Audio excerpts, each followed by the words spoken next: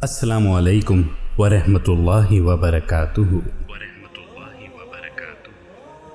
क्या आपने कायनात में कभी गौर किया कि सूरज फ़िज़ा में एक मुकर्रर रास्ते पर पिछले 5 अरब साल से 600 मील फ़ी सेकंड की रफ़्तार से मुसलसल भागा जा रहा है।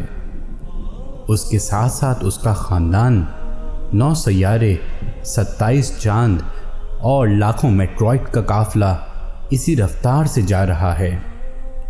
कभी नहीं हुआ कि थक कर कोई पीछे रह जाए या गलती से कोई इधर उधर हो जाए। सब अपनी अपनी राह पर अपने अपने प्रोग्राम के मुताबिक निहायत ताबेदारी से चले जा रहे हैं। अब भी अगर कोई कहे कि चलते हैं लेकिन चलाने वाला कोई नहीं, डिज़ाइन है लेकिन डिज़ाइनर कोई नहीं, कानून है लेकिन कानून को नाफिज करने वाला कोई नहीं, कंट्रोल है लेकिन कंट्रोलर नहीं, बस ये सब एक हादसा है, इसे आप क्या कहेंगे? चांद 3,70,000 मील दूर ज़मीन पर समुंदरों के अरबों खरबों टन पानियों को हर रोज़ 2 दफ़ा हिला देता है ताकि इनमें बसने वाली मखलूक के लिए हवा से मुनासिब मिकदार में ऑक्सीजन का इंतज़ाम होता रहे, पानी साफ़ होता रहे, इसमें ताफुन पैदा ना हो, साहिली इलाक़ों की सफाई होती रहे और गलाज़तें बहकर गहरे पानियों में चली जाएं। सिर्फ यही नहीं बल्कि समुंदरों का पानी एक ख़ास मिकदार में खारा है, पिछले 3 अरब साल से न ज़्यादा न कम नमकीन, बल्कि एक मुनासिब तवाज़ुन बरकरार रखे हुए है ताकि इसमें छोटे बड़े सब आबी जानवर आसानी से तैर सकें और मरने के बाद उनकी लाशों से बू ना फैले। इन्हीं में खारी और मीठे पानी की नहरें भी साथ साथ बहती हैं। सतह ज़मीन के नीचे भी मीठे पानी के समुंदर हैं जो खारे पानी के खुले समुंदरों से मिले हुए हैं। सबके दरमियान एक गैबी पर्दा है ताकि मीठा पानी मीठा रहे और खारा पानी खारा रहे। इस हैरान कुन इंतज़ाम के पीछे कौन सी अकल है? इस तवाज़ुन को कौन बरकरार रखे हुए है? क्या पानी की अपनी सोच थी या चांद का फैसला? 1450 साल पहले जब जदीद साइंस का कोई वजूद नहीं था, अरब के सहरा ज़दा मुल्क में जहाँ कोई स्कूल और कॉलेज नहीं था, एक अजीम शख्सियत ने उठ के सूरज और चांद के बारे में फरमाया कि ये सब एक हिसाब के पाबंद हैं। समुंदर की गहराइयों के मुतालिक बताया है कि इनके दरमियान बरज़ख यानी बैरियर है जो काबू में रखे हुए है। जब सितारों को अपनी जगह लटके हुए चिराग कहा जाता था तो फरमाया गया यानी सब के सब अपनी मदार पर तैर रहे हैं। जब सूरज को साकिन तस्वुर किया जाता था तो फरमाया गया कि सूरज अपने लिए मुकर्रर शुदा रास्ते पर किसी अनजानी मंजिल की तरफ हमेशा से चला आ रहा है। जब कायनात को एक जामिद आसमान छत को कहा जाता था तो फरमाया गया कि ये फैल रही है।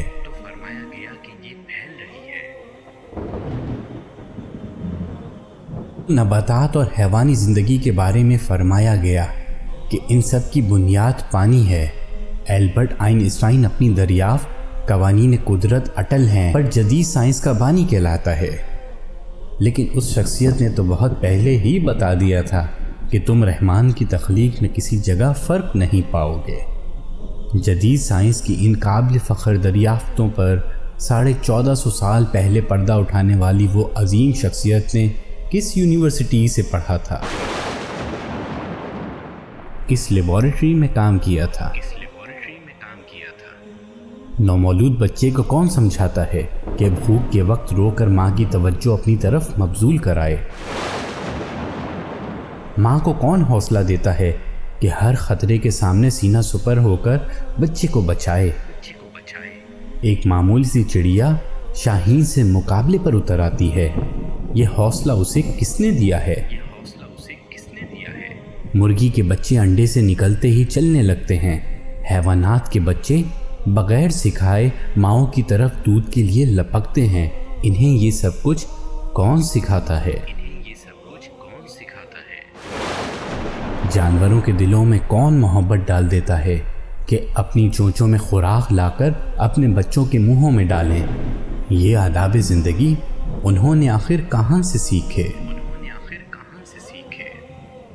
شہد کی مکھیاں دور دراز باغوں میں ایک ایک پھول سے رس چوس چوس کر انتہائی ایمانداری سے لا کر چھتے میں جمع کرتی جاتی ہیں۔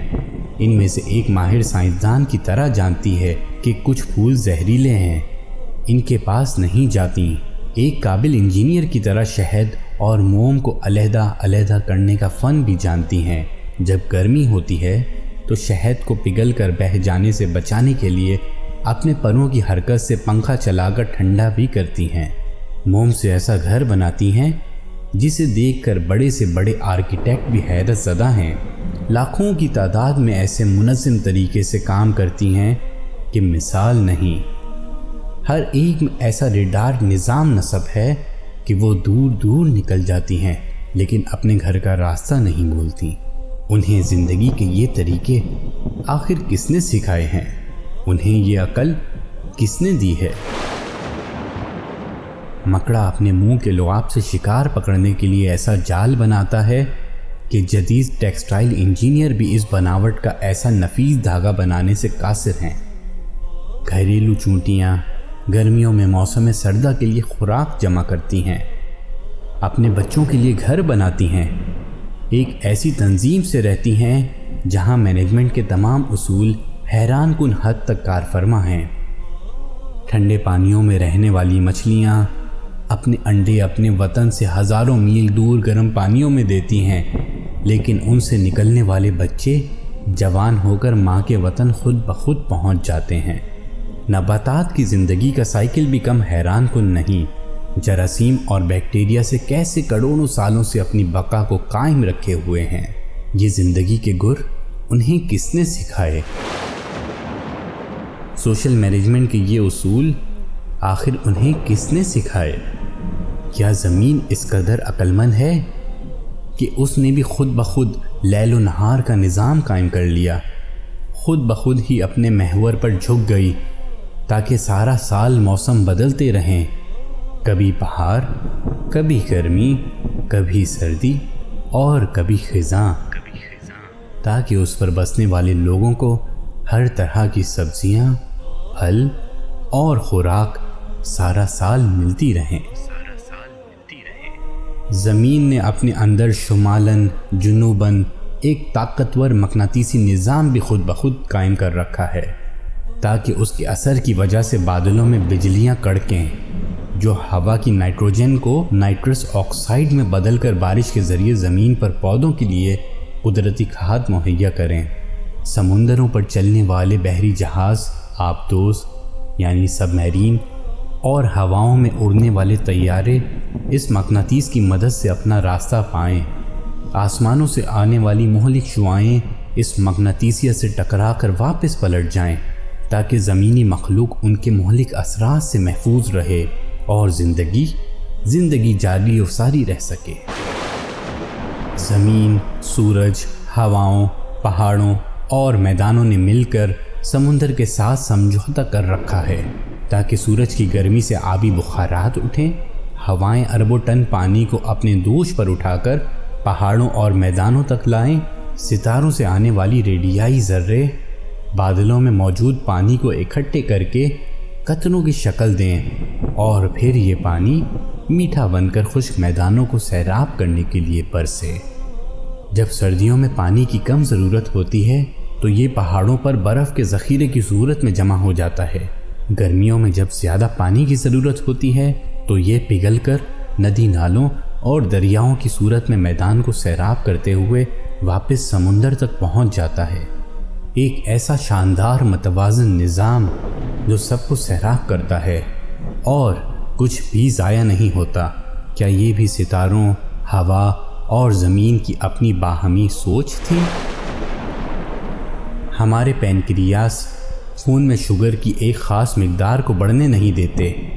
دل کا پمپ ہر منٹ 70-80 دفعہ منظم باقاعدہ حرکت سے خون پمپ کرتا رہتا ہے۔ ایک 75 سالہ زندگی میں بلا مرمت تقریباً 3 ارب بار دھڑکتا ہے۔ ہمارے گردے صفائی کی بے مثل اور عجیب فیکٹری ہیں جو جانتی ہے کہ خون میں جسم کے لیے جو مفید ہے وہ رکھ لینا ہے اور فضلات کو باہر پھینک دینا ہے۔ ہمارا معدہ حیران کن کیمیکل کمپلیکس ہے جو خوراک سے زندگی بخش اجزاء مثلاً پروٹین، کاربوہائیڈریٹس وغیرہ کو علیحدہ کر کے خون کے حوالے کر دیتا ہے اور فضلات کو باہر نکال دیتا ہے۔ انسانی جسم میں انجینئرنگ کی یہ شاہکار، سائنس کے یہ بے مثل نمونے، چھوٹے سے پیٹ میں یہ لاجواب فیکٹریاں، کیا یہ سب کچھ یوں ہی بن گئے ہیں؟ دماغ کو آخر کس نے بنایا؟ مضبوط ہڈیوں کے خول میں بند پانی میں یہ تیرتا ہوا عقل کا خزانہ، معلومات کا اسٹور، احکامات کا سینٹر، انسان اور اس کے ماحول کے درمیان رابطے کا ذریعہ، ایک ایسا کمپیوٹر کہ انسان اس کی بناوٹ اور ڈیزائن کو ابھی تک سمجھ نہیں پایا۔ لاکھ کوششوں کے باوجود انسانی ہاتھ اور ذہن کا بنایا ہوا کوئی سپر کمپیوٹر بھی اس کے عشر و عشیر تک نہیں پہنچ سکا۔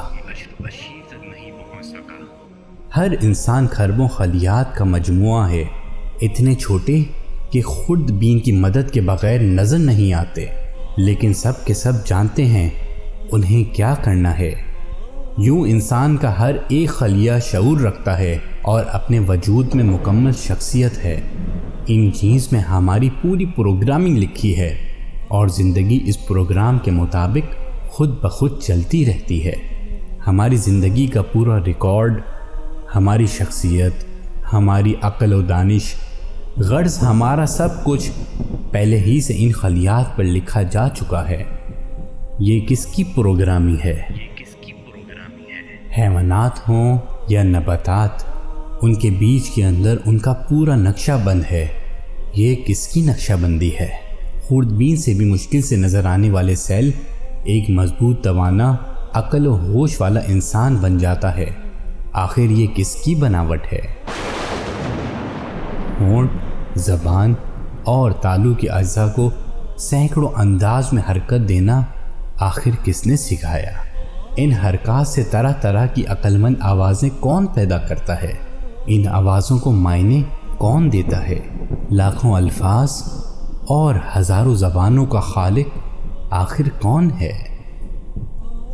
اللہ سبحانہ و تعالی قرآن میں فرماتا ہے، ترجمہ، پس اللہ بڑی برکت والا، سب سے بہتر جاننے والا ہے۔